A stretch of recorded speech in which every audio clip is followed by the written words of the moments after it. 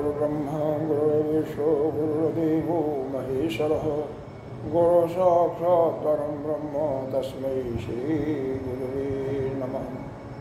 गजाननं भूतगणाधिसेवितं कपितजम्बोफलचारुभक्षणं उमासुतं शोकविनाशकारकं नमामि विघ्नेश्वरपादपङ्कजम्। अनंत श्री विभूषित पंचायती महानिर्वाणी अखाड़ा के प्रमुख महामंडलेश्वर सदगुरुदेव जी के चरणों में कोटि कोटि नमन। इस आश्रम के पीठाधीश्वर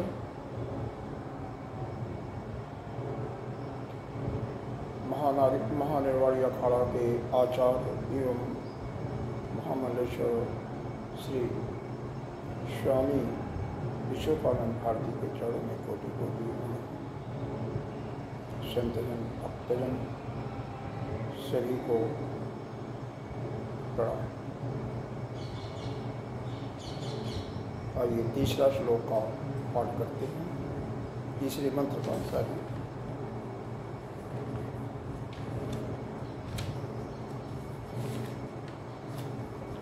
न तत्र चक्षुः गच्छति न भाग गच्छति नो मनो न विद्मो न विजानीमो यत एतत् अनुशिष्यात् अन्यते इव तद्विदितात् अथो अविदिता दधि इति सुश्रूमो पूर्वेषां जेनस्तव्याचक्षिरे। यहाँ पर बताया गया कि जहाँ चक्षु नहीं जाती, यानी जिसको चक्षु भी प्रकाशित नहीं कर सकती, न चक्षु यहाँ पर ज्ञानेंद्रिय का एक इंद्रिय का लेकर के वर्णन किया गया, लेकिन इसका अभिप्राय है कि पांचों इंद्रियां उस ब्रह्म को नहीं पा सकती। न मन न प्राण और न कर्मेंद्रिय में एक इंद्रिय का लिया न भागो गच्छति, वाणी भी वहाँ तक नहीं जा सकती। या वाणी का तात्पर्य यहाँ पर पांचों कर्मेंद्रियों से, यानी कोई भी कर्मेंद्रिय वहाँ नहीं जा सकती। अगर एक वाक्य में कहना चाहें तो वह जो ब्रह्म है उसे न तो हमारी ज्ञानेंद्रियाँ कर्मेंद्रियाँ न अंतःकरण न तो प्राण कोई भी उसको प्रकाशित नहीं कर सकता, बल्कि यह सभी उसी से प्रकाशित हो रही हैं, उसी के सत्ता से सभी अपना काम कर रहे हैं। यहाँ पर आचार्य कर रहे हैं न विद्मो न विजानीमो, मैं यह नहीं जानता और न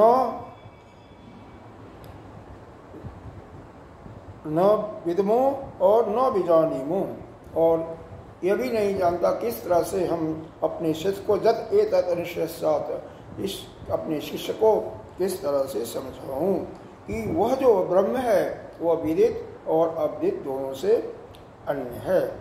ऐसा ही हमने पूर्व में अपने गुरु परंपरा से सुना था, जिस गुरु ने हमें इसका व्याख्यान किया था। यानी इस ब्रह्म को हम केवल गुरु परंपरा से ही समझ सकते हैं, और यह संसार की जो भी विद्याएं हैं, चाहे हमारे कर्ण हैं, इंद्रिय मन बुद्धि इत्यादि यानी अंतःकरण, उनसे वह नहीं जाना जा सकता है। क्यों? यह कारण है, यह कर्म है और वह सभी का कारण है, वह सभी का आत्मा है। तो कभी भी कर्म अपने कारण को नहीं जान सकता। कोई वस्तु अगर किसी पर अपने अधिष्ठान पर अध्यस्त है तो भी वह अधिष्ठान को नहीं जान सकती। यह पूरा जगत उस ब्रह्म ही जो इनका सबका अधिष्ठान है उसी पर यह कल्पित या अध्यस्त है। इसलिए इस संसार की कोई भी वस्तु उसे नहीं जान सकती। और इसका व्याख्यान करते हुए यह आगे तक बता दिया गया था कि वह ब्रह्म जो है विदित अविदित दोनों से परे है। विदित क्या होता है इसके बारे में एक सूत्र दिया गया कि जद विदितम तत् अल्पम मर्त्यम दुखात्मकम। चेत ही जो विदित के कैटेगरी में आता है वह थोड़ा होगा, विनाशी होगा और दुख से भरा होगा।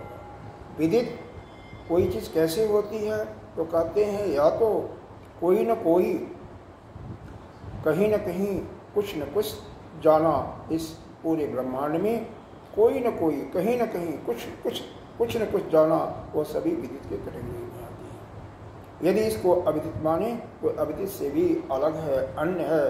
अन्य इसलिए है यदि का अर्थ ऊपर होता है, लेकिन यहाँ पर लक्ष्यार्थ दिया हुआ है अन्य के लिए, उससे भी अलग है, क्योंकि वह आत्मा तो अनुपदेय है, उससे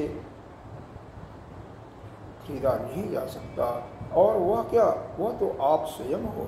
तो जो आप स्वयं हो, स्वयं को कैसे आप जान सकते हो? क्या आपकी आँख है, इसको आप बिना लेंस के सहारे से जान सकते हो? सवाल ही नहीं होता। ठीक है, बाहर की आँख को तो आप देख सकते हो, लेकिन अंदर जो इसका मुख्य इंद्रिय है उसको तो आप नहीं जान सकते। आप अपने हृदय को तो जान नहीं सकते। डॉक्टर लोग बड़े से बड़े ऑपरेशन करते हैं, वह जो हृदय जो इस शरीर को चलाने के लिए कर्म करता उसके बारे में तो उसका चीर फाड़ करके उसको शुद्ध कर देते हैं। लेकिन वह हृदय गुहा, हृदय के अंतर्गत जहाँ पर हमारा अंतःकरण है, जन्म जन्मांतर के संस्कार हैं, उसको वह तो देख भी नहीं सकते। माइक्रोस्कोप क्या कुछ नहीं। वह अपना जीवात, वह अपना आत्मा, वह सभी के दृष्टि से परे है। आगे श्रुति के अनुसार बताया गया, क्योंकि वेदराणक उपनिषद में बताया गया ना, अहम आत्मा ब्रह्मा। और इसी को बाद में ये भी बताया गया कि छांदोपनिषद का एक हवाला दिया गया कि जत साक्षात अपरोक्षोत ब्रह्म, वह साक्षात और अपरोक्ष रूप से ब्रह्म ही है। यह सर्वांतर आत्मा, यही सभी का आत्मा है। ये हमारी आत्मा जो है वही सभी की आत्मा है। येषम सर्वात्मा सर्वविशेष रहित चिन्ह मात्र ज्योतिषो ब्रह्मत्व प्रतिपादकस्य वाकार्थस्य आचार्यो उपदेश परंपराया प्राप्त तम आह। यह बताया गया कि इस प्रकार यह जो सर्वात्मा सर्व विशेष रहित, मतलब इसमें कोई भी उपाधि है, क्योंकि संसार की कोई भी वस्तु जाति गुण कर्म विशेषण और संबोधन के माध्यम से जानी जाती है। तो इसके इस आत्मा के अंदर तो कोई न जाति है, न कोई गुण है, न कोई कर्म है, न कोई विशेषण है, यह तो अकेला ही है। तो इसको आप कैसे जान सकते हैं? क्योंकि सभी जीवों की एक ही आत्मा है, अलग अलग भिन्न भिन्न नहीं है। तो यह तो चिन्ह मात्र ज्योति स्वरूप है। इस प्रकार से स्वरूप इस वस्तु, इसका ब्रह्मत्व, इसका जो प्रतिपादक करते हैं, जो इसके विषय में बताया जा रहा है, यह इसका इस जो पूर्व आचार्यों के द्वारा गुरु परंपरा से ही इसको उपदेश दिया गया, और उसी को गुरु कहते हैं। यह तुम सुनो, क्योंकि यह किसी इस संसार के जितने भी करण हैं उनके माध्यम से नहीं जाना सकता। केवल श्रुति माँ या गुरु परंपरा से ही इस ज्ञान को अपने अंदर अनुभव किया सकता है। आगे कहते हैं, ब्रह्मच एवं आचार उपदेश परंपराया एवं अधिगंतव्यम न तर्कतः न प्रवचेनो न मेधा बहुश्रुतेन तप यज्ञ आदि विश्व एवं शुश्रूम श्रुतवंतो वयम पूर्वेशम आचार्याणाम वचनम ये आचार्य न अस्मभ्यम ब्रह्म चक्षुरे व्याख्यातवन्तो विस्पष्टम कथितवन्तः तेषाम इत्यर्थः। क्या बताया जा रहा है?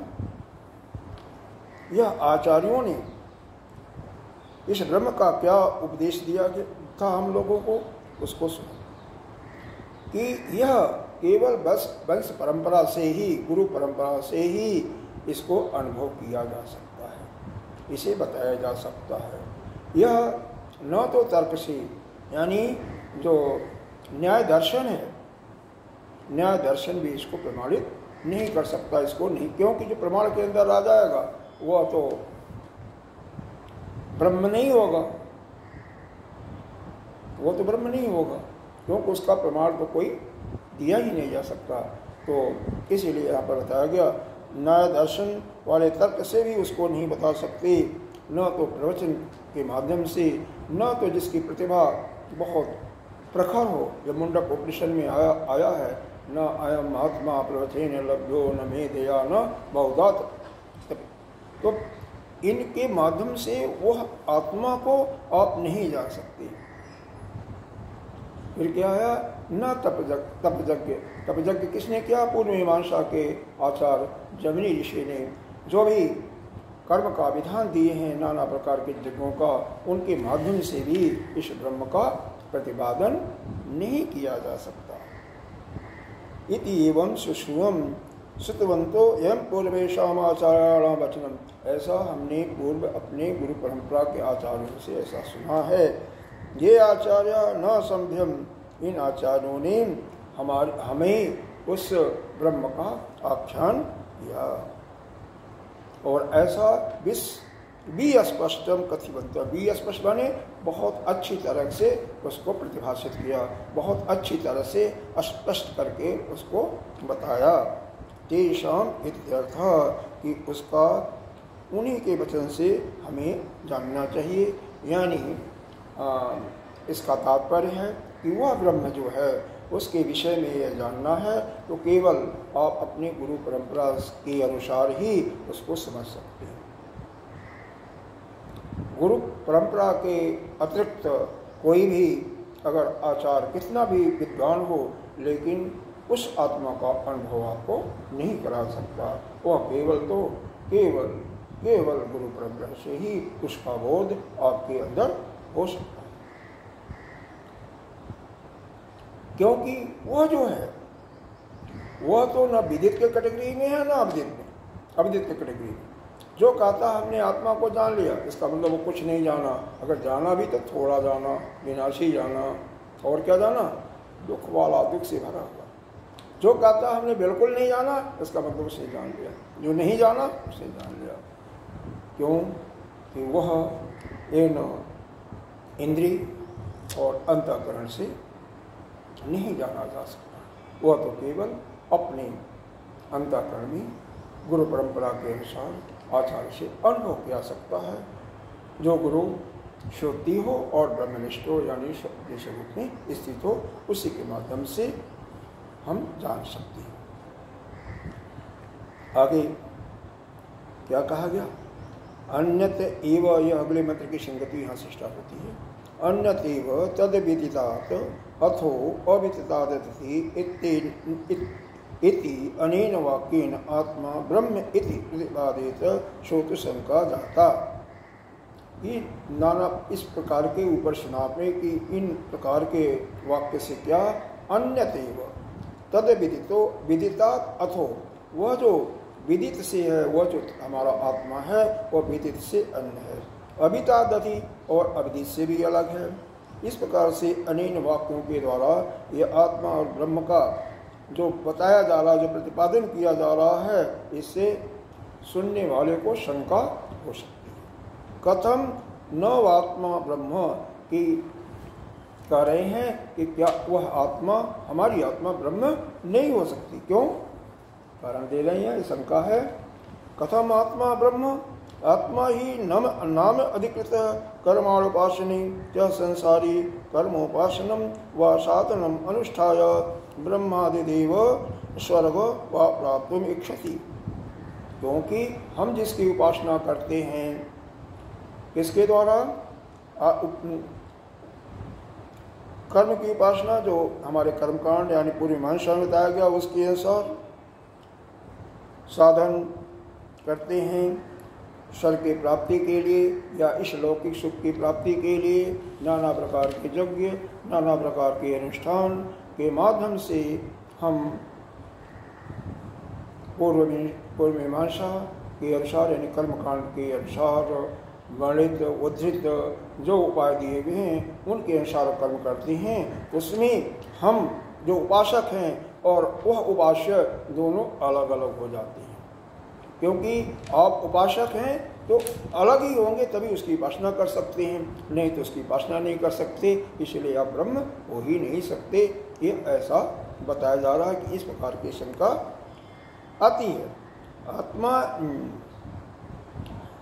तस्मात् अन्य उपासो, क्योंकि कह रहे हैं इसलिए अन्य उपास्य अन्य होगा। क्यों? विष्णु, ईश्वर, इंद्र, प्राण व ब्रह्म भौतुमर्हति। ऐसा दिखाई देता है कि वह उपास्य जो है वह चाहे ब्रह्म हो, इंद्र हो, वरुण हो, कुबेर हो इत्यादि देवता ही होगा, और वही ब्रह्म हो सकता है, न कि हमारी आत्मा। इसका मतलब हम ब्रह्म नहीं हो सकती हैं। यह जो लोक में प्रचलन है उससे यह विरोधाभास सिद्ध होता है। जथ अन्य तारिका ईश्वरात् अन्य आत्मा इत्याय चक्षते, उसी प्रकार से कर्म तथा कर्मणोपि जजाम अजेत अन्य एवं देवता उपास्ते। जिस प्रकार से अन्य तार्किक लोग भी आत्मा को ईश्वर से अलग मानते हैं, यानी न्याय दर्शन आत्मा को ब्रह्म से, ईश्वर से अलग मानता है, साथ ही कर्मकांडी भी देवताओं से इसको अलग मानते हैं। यानी पूर्व मीमांसा तो ईश्वर को मानता ही नहीं, केवल देवता के रूप में, बहुदेवतावादी है, बहुदेवता के रूप में इसको मानता है। तस्माद् युक्तम तद विदितम उपास्यम तद ब्रह्म भवेत। जो उपास्य विदित है वह ब्रह्म हो, इससे भिन्न अगर ब्रह्म जो है वह आपके विदित है, मतलब आप उसको जान रहे हैं, तो वह अन्य किससे? आपसे उपासक जो है, जिसकी आप उपासना करें, तो उपासक और उपासक दोनों अलग अलग होंगे। यह जो तस्माद् आशंका शिष्यालिंगेन उपलक्ष्य तद्वाक्यत आह। इस प्रकार से शिष्य के इस आशंका, यानी यह जो शंका शिष्य के मन में होती है उसको लक्षित करके ऐसा कहा जा रहा है। क्या? मयिवम संकिष्ठा, हे शिष्य ऐसी शंका मत करो। क्यों ना शंका करो? क्योंकि वह ब्रह्म हम और हमारी आत्मा, उस ईश्वर की आत्मा एक ही है, अलग नहीं है। आपको उपासना, ध्यान, पूजा करने के लिए मना नहीं है, खूब करो, लेकिन आपका उपासना होने के पश्चात कुछ देर शांत होकर मन को एकाग्र करो और इस चीज़ का चिंतन करो कि हमारी आत्मा और उस ईश्वर की आत्मा दोनों एक ही है, और दोनों एक ही नहीं बल्कि वही ब्रह्म है। आप शरीर नहीं हो, शरीर से आपका तो बिल्कुल संबंध टूट चुका। उस समय जब आप उपासना कर रहे हो और अपने को ईश्वर का उपासक मान रहे हो, ब्रह्म विष्णु का उपासक मान रहे हो, उस समय आप ध्यान केंद्रित करके और मन में बिल्कुल गहराई में एकाग्रता के अंतिम शिखर पर पहुंच जाते हैं, ध्यान मग्न हो जाते हैं। उस समय इसका चिंतन करते करते आपको अनुभव हो जाएगा कि आपकी आत्मा और उस उपासक की आत्मा दोनों एक ही हैं। यानी आपकी आत्मा, उपासक की आत्मा और जिसकी उपासना कर रहे हो, चाहे विष्णु हो, शिव हो, रुद्र हो इत्यादि, दोनों की आत्मा एक है और वह कोई अन्य नहीं बल्कि वही ब्रह्म है। इसी को आपको अपने हृदय के अंदर दृढ़ता पूर्वक बैठाना है। जब तक यह दृढ़ता पूर्वक नहीं बैठेगा तब तक आप इसी संसार की नगरी में रह जाओगे। बारंबार पुनरपि जन्मम पुनरपि मरणम पुनरपि जननी जठरे सहने जठरे सहनम ये संसारी बहुत दुस्तारी आय मुरारे बाय बाय। गोविंदम गोविंदम भजमन गोविंदम। हे गोविंद हे मन तो गोविंद का भजन करो। बारंबार जन्म लेना मरना, जन्मते समय कितना दुख होता है, सैकड़ों बिच्छुओं के काटने का, डंस का। मरते समय हजारों बिच्छुओं का डंक का दुख होता है। कोई व्याधि हो जाती है, कोई अंग आपका अलग हो जाता है शरीर से, और इस प्रकार से बड़े मुश्किल से आपको जीवन यापन निर्वाह करना पड़ता, बिताना पड़ता है। सोच लीजिए इस शरीर से कितना, शरीर उपासना के लिए अपने को, यह जो मनुष्य योनि मिली है बहुत किसी न किसी जमाने का, किसी न किसी जन्म का बहुत बड़ा पुण्य होता है, तब मनुष्य योनि मिलती है। और ये मनुष्य योनि पा करके ऐसे ही आप व्यर्थ कर लें, अपने आप को ना जाने तो व्यर्थ ही हो गया ना। तो आपको इसमें अच्छी तरह से दिल बैठा लेना है कि हमारी आत्मा और सभी जीवों की आत्मा एक है, सभी देवताओं की आत्मा भी वही है। तो हमारी आत्मा, सभी जीवों की आत्मा, सभी चाहे वह देवता हो, मनुष्य हो, जीव हो, राक्षस हो, सबकी आत्मा एक ही है और वही ब्रह्म है। ब्रह्म और आत्मा में कोई अंतर नहीं है।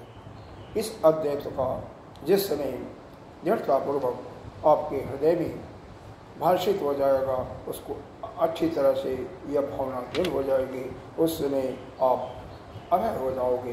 किसी से न आपको डर रहेगा, न किसी से राग, न किसी से द्वेष, न लोभ मोह, जितने भी आपके शत्रु हैं, काम क्रोध मद लोभ मोह मत्सर, सभी उसी समय समाप्त हो जाएंगे।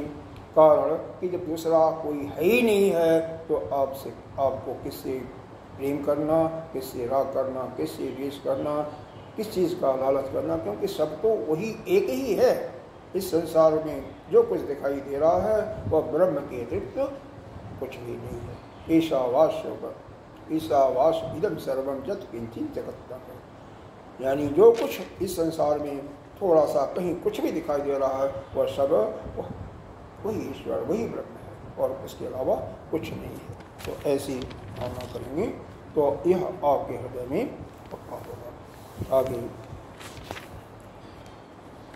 अब हम अगले मंत्र का देखेंगे। बोलिए। जद वाचा अभ्युदितं येन जद वाचा अन्नभ्युदितं येन वाग अभ्युदति तदेव ब्रह्म त्वं विद्धि न इदं जद इदं उपासति। जद वाचा, जिसको यानी उस ब्रह्म को लक्षित करके बताया गया है कि यह वाणी जो है उसको उपलक्षित नहीं कर सकती, उसको प्रकाशित नहीं कर सकती है। अर्थात तात्पर्य हुआ इस वाणी से उसको आप नहीं जान सकते। वाणी एक कर्मेंद्रिय का सहारा लिया गया। इसी प्रकार से हर एक कर्मेंद्रियों को, 4 कर्मेंद्रिय हैं, उनको भी लेकर के दे सकते हैं। आपका हस्त, पाद, उपस्थ और वायु, इनके माध्यम से भी उस ब्रह्म का प्रतिपादन आप नहीं कर सकते हैं। बल्कि जेन भागम अभुदिते, बल्कि ये खुद ही उसी के द्वारा प्रकाशित हो रही हैं, अर्थात उसी की शक्ति से यह भी अपना काम कर रही है। तदेव ब्रह्म त्वं विद्धि, तदेव, तत् माने उसको, कौन वह जो पीछे बताया गया है, जो कि वाक का भी वाक है, श्रोत का भी श्रोत है, चक्षु का भी चक्षु है, मन का भी मन है और प्राण का भी प्राण है। उसको, उस ब्रह्म को, उसको, उसी को तुम ब्रह्म जानो। तुम विद्धि, विद्धि माने जानना।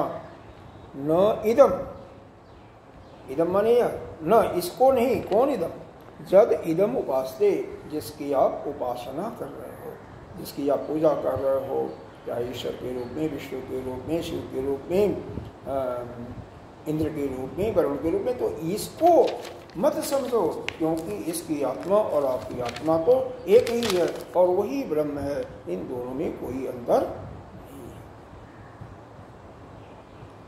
इसी प्रकार से ये नीचे वाली लाइन जो है, आगे के 4 मंत्र जो होंगे उनमें बस एज इट इज ही आएगा, एज इट इज।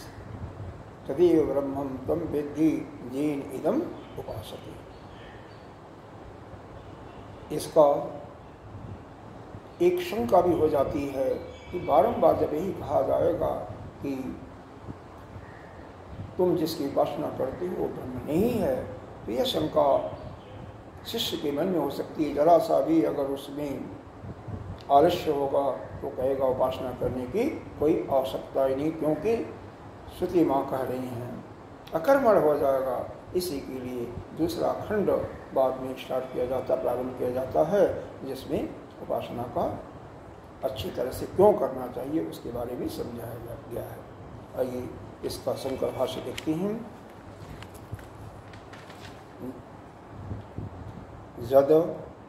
जत का अर्थ जो मंत्र में आया है, जत शब्द को देखिए, पहला शब्द जत है। चैतन्य मात्र सत्ताकम, वह चैतन्य मात्र जो सत्ता है यानी ब्रह्म निर्गुण निराकार, वही उसी को जत कहा गया है। अब वाचा शब्द का अर्थ बहुत गंभीर, इसको ध्यान से पढ़ेंगे। वाचा वाग इति जिह्वा मूलादि अष्टसु स्थानेषु विषक्तम आग्नेयम बाणानाम अभिव्यंजकम करणम बाणाश्च अर्थ संकेत परीक्षन्ना एतावन् एवं क्रमयुक्ता इति। मतलब यह जो वाणी है, वाणी से हम जो बोलते हैं, यह 8 अंगों से 8 स्थानों से प्रकाशित की जा रही है, बोली जाती है। कौन कौन 8 स्थान हैं? कहते हैं हृदय, पहला स्थान है हृदय, दूसरा स्थान है कंठ, तीसरा है जिह्वा भूल, चौथा है तालु, पांचवा है दंत, छठा है ओठ दोनों और नासिका, और फिर आपका मूर्धा। तो इन स्थानों से किसी वर्ण का हम उच्चारण करते हैं। इसका देवता क्या है? अग्नि, और अग्नि का सहारा होता है। इसमें जो तेज आता है, लाउडनेस आता है, उस अग्नि के कारण होता है। अच्छा, तो अभिव्यंजकम करणम, यह जो अभिव्यक्त करने वाली इंद्रिय है या अन्य जो संकेत क्या कर रहा है? बाणा च अर्थ संकेत परिच्छिन्ना एतावंत एवं क्रम युक्ता इति।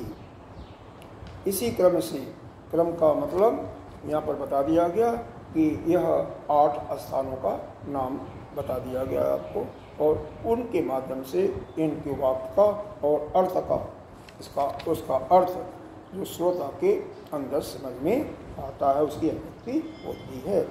शब्द एवं तद अभिव्यंग्य शब्द पदम वाग इति उच्यते। इस प्रकार से, इस नियम से जो शब्द पद से, एक वर्ण से शब्द का और शब्द से वाक्य को प्रतिभाषित किया जाता है, उसी को हम क्या कहते हैं? पद कहते हैं, और 2 या 2 से ज़्यादा शब्दों को मिला करके हम उसको वाक्य कहते हैं। अकारो वही समाम वाक्य ईशः अस्पशान्तः। यह आकार से, आकार का मतलब इसको हम अ का पहला जो अक्षर है स्वर का अकार अ, और आकार का मतलब यहाँ पर सारे वाबेल आ जाते हैं, अ आ ई उ। यह ओंकार के द्वारा ही प्रदर्शित, यह ओंकार को ही प्रदर्शित करता है। तो आगे बताया गया कि स्पर्शांत वाक्य ऐसा, इन वाक्यों को कैसे, कहाँ कहाँ से क्या क्या करते हैं? तो अस्पर्शांत, अस्पर्श अंतस्थ उष्ण, स्पर्श के अंदर आते हैं कौन कौन से अक्षर? क से लेकर के महावर्ग तक, ये 5 वर्ग यानी 25 अक्षर इसके अंतर्गत आते हैं। और जो यह आकार है, यही संपूर्ण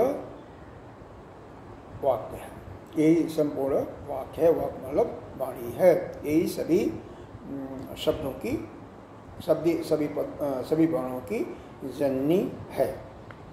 अंतस्थ कहते हैं यह और अलावा, ये 4 शब्द इसके अंतर्गत आते हैं। और उष्ण भी, उष्म के अंतर्गत आती हैं। स का सह ये 4 अक्षर आती हैं। इस प्रकार से यह सभी वर्णों का अभिव्यक्ति हो करके वही नाना रूपा भवति, नाना प्रकार के रूपों में इस शब्दों का वर्णों का अभिव्यक्ति होती है। इति श्रुति, ऐसा श्रुति माँ कहती हैं। यह श्रुति माँ कौन कर रही हैं? ऐत्रेय उपनिषद जो ऋग्वेद का उपनिषद है उसके अंदर ऐसा बताया गया है।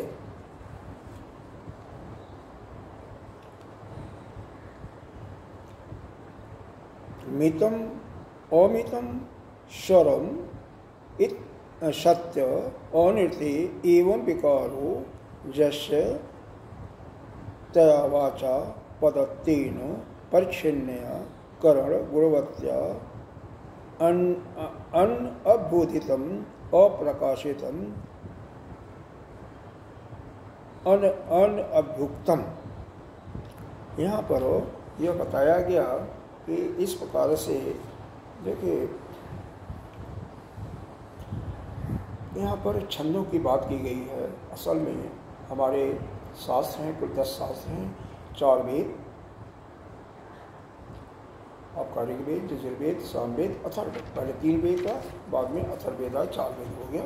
4 वेद हो गया, 6 शास्त्र। शास्त्र के अंदर शिक्षा, कल्प, निरुक्ति, व्याकरण, छंद और आपका ज्योतिष।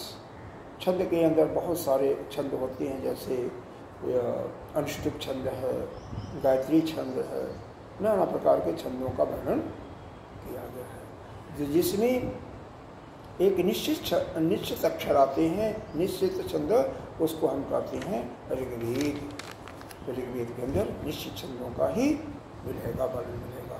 और जिसमें अनिश्चित होंगे उसको हम और यजुर्वेद के अंदर मिलेगा, जो गीत के रूप में, गायन के रूप में, वो आपका सामवेद के अंतर्गत मिलेगा। तो इस प्रकार से यह हमारे 10 शास्त्रों के बारे में बताया गया।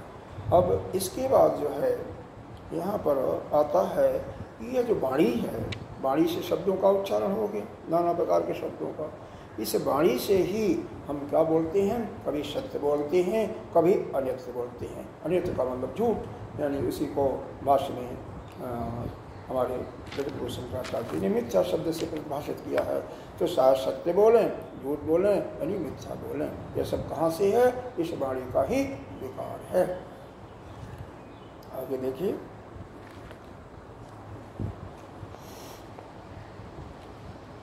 इस प्रकार से पद रूप से यह जो परिच्छिन्न है, परिच्छिन्न का मतलब क्या होता है? जो देश, काल और वस्तु के किसी देश के अंदर हो, किसी समय हो, मतलब एक सीमित दायरे में हो, उसी को हम परिच्छिन्न करते हैं। इस प्रकार से इन बाघ इंद्रियों से, मतलब बाघ, माड़ी, माड़ी का यह जहाँ जहाँ से बोला जाता है, इसके लिए वाणी, और यह इंद्रियों का मतलब अन्य इंद्रियों को भी लिया गया बाण के साथ साथ, अन्य इंद्रिय, हस्तकल इत्यादि। तो उनसे हम किसी भी शब्द का, चाहे हम सत्य के रूप में, चाहे सत्य के रूप में, चाहे किसी रूप में हम उच्चारण करते हैं, तो वह उस ब्रह्म को प्रतिभाषित नहीं कर सकती हैं। वह उसको वो प्रकाशित नहीं कर सकती, यानी उसको अप्रकाशित ही। आगे कल देखेंगे, यहीं पर इसके बाद विश्राम देते हैं। पूर्णमिदं पूर्णमिदं पूर्णात् पूर्णमुदच्यते पूर्णस्य पूर्णमादाय पूर्णमेवावशिष्यते। शंकरं शंकराचार्यं केशवं बादरायणं सूत्रभाष्यकृतौ वन्दे भगवन्तौ पुनः। ईश्वरो गुरुरात्मेति मूर्तिभेदविभागिनी व्योमवद्व्याप्तदेहाय दक्षिणामूर्तये।